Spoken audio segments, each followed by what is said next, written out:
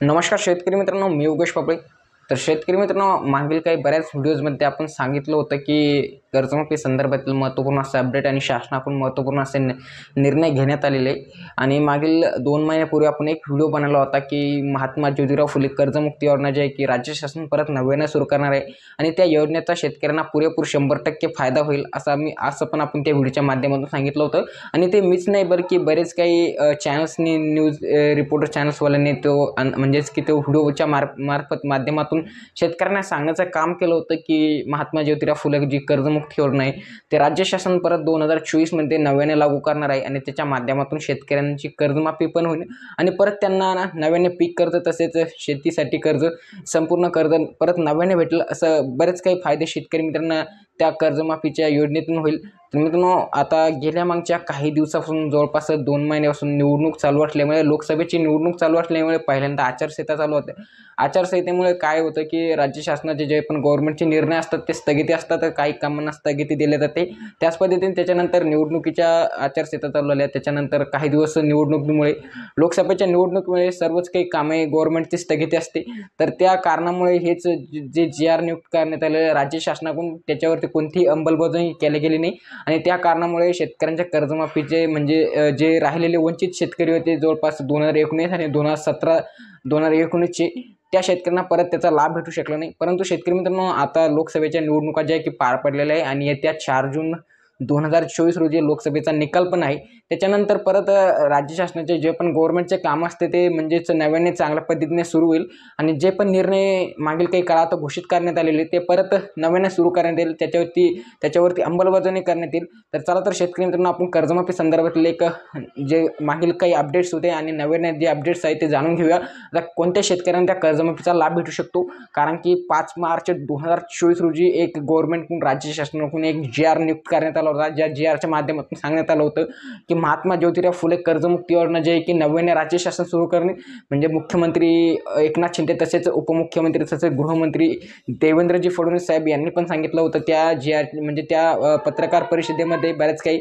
तर त्याच्या माध्यमातून शेतकऱ्यांना परत कर्जमाफी मिळेल. तर चला तर शेतकरी मित्रांनो, तुम्हाला सांगतो की कोणत्या कोणत्या शेतकरी मित्रांना त्या कर्जमाफीचा लाभ भेटणार आहे.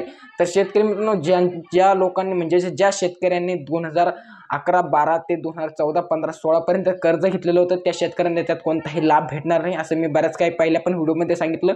तर शेतकरी मित्रांनो, त्या कर्जमाफीच्या योजनेमध्ये त्याच शेतकऱ्यांना लाभ भेटेल ज्यांनी 2016, 17, 18 आणि 19 पर्यंत कर्ज घेतलेलं आहे किंवा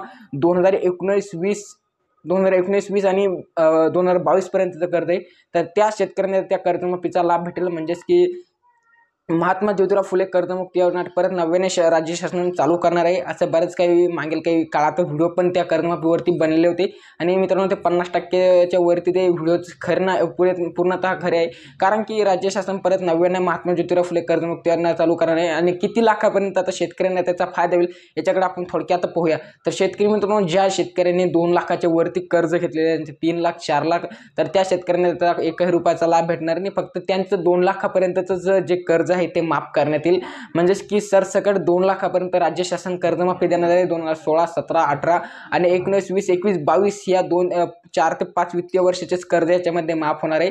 ज्यांचे 2011, 12, 13, 14, 15 पर्यंतचं कर्ज आहे त्यांना ते पूर्णतः स्वतःच परतफेड करावं लागेल, अन्यथा त्यांना कोणतंही पीक कर्ज परत गव्हर्नमेंट राज्य शासन देणार नाही. कारण की मित्रांनो, हे राज्य शासनाचे नियम आहे आणि त्या अटीमध्ये त्यांनी हेच लिहिलेलं आहे की 2016 पासून ते 2017, 18, 19, 20, 21, 22 पर्यंतच आम्ही याला मान्यता देऊ. परंतु मित्रांनो, याच्यावरती कोणतीही अंमलबजावणी झाली नाही अजून. कोणतेही म्हणजेच असं याला गृहीत धरू नका तुम्ही की हे जे की हे काम कर्जमाफीचे हे चालू झालेले अजून याचं कोणतीही अंमलबजावणी याच्यावरती झाली नाही आणि कोणते डिक्लेअर करण्यात आलेलं नाही की ह्याच तारखेपासून ही कर्जमाफी योजना लागू करण्यात येईल. परंतु शेतकरी मित्रांनो, राज्य शासनाच्या मागील काही काळामध्ये लोकसभा लागण्यापूर्वी काही मंत्रिमंडळाच्या बैठकी झाल्या होत्या. त्या बैठकांमध्ये शेतकऱ्यांना म्हणजेच की एक प्रकारे आधार देण्याकरता गव्हर्नमेंटने राज्य मंत्रिमंडळाने सांगण्यात आलेलं होतं की आम्ही कर्जमाफी परत नव्यानं 2024 मध्ये करू आणि त्या 2024च्या कर्जमाफीमध्ये परत शेतकऱ्यांना 2 लाखापर्यंतचा सरसकट कर्जमाफी आम्ही देऊ.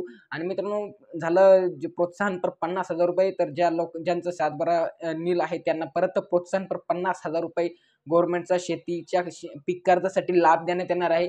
ज्यांनी सरसकट म्हणजेच की 2017-18 या वित्तीय वर्षातलं कर्ज म्हणजेच त्यांचा हातवारा कोरा आहे, परत त्यांना 50,000 रुपयापर्यंत प्रोत्साहनपर लाभ गव्हर्नमेंट राज्य शासन देणार आहे, असं बऱ्याच काही मंत्रिमंडळाच्या बैठकीमध्ये सांगण्यात आलेलं होतं. तर शेतकरी मित्रांनो, हेच होतं थोडक्यात कर्जमाफी संदर्भातले एक महत्त्वपूर्ण असं अपडेट. तर अजून याच्यावरती कोणती अंमलबजावणी करण्यात आलेली नाही किंवा हे निर्णय जे की कोणते डिक्लेअर करून याच्यावरती अंमलबजावणी करण्यात सध्या तरी येणार नाही. परंतु येणाऱ्या काळात 4 जून नंतर ज्यावेळेस गव्हर्नमेंटचे कामं चालू होईल, सुरळीत काळ चालू होईल, त्यावेळेसपासून नक्कीच ह्या कामावरती फोकस करण्यात येईल. तर मित्रांनो, हेच होतं महत्त्वाचं अपडेट. तुम्हाला कसं वाटलं कमेंट करून नक्की सांगा आणि तुमचं कितीपर्यंतचं कोणत्या सालातलं कर्ज आहे ते पण सांगा कमेंट करून. पुढे याच्यावरती परत एखादा व्हिडिओ चांगल्या पद्धतीने घेऊन आले जाईल. तर मित्रांनो, व्हिडिओ आवडल्यास लाईक नक्की करा. असल्याचं माहितीपूर्ण पुढील व्हिडिओ पाहण्यासाठी आपल्या चॅनल योगेश पबळे 2.0 ला सबस्क्राईब नक्की करा. धन्यवाद.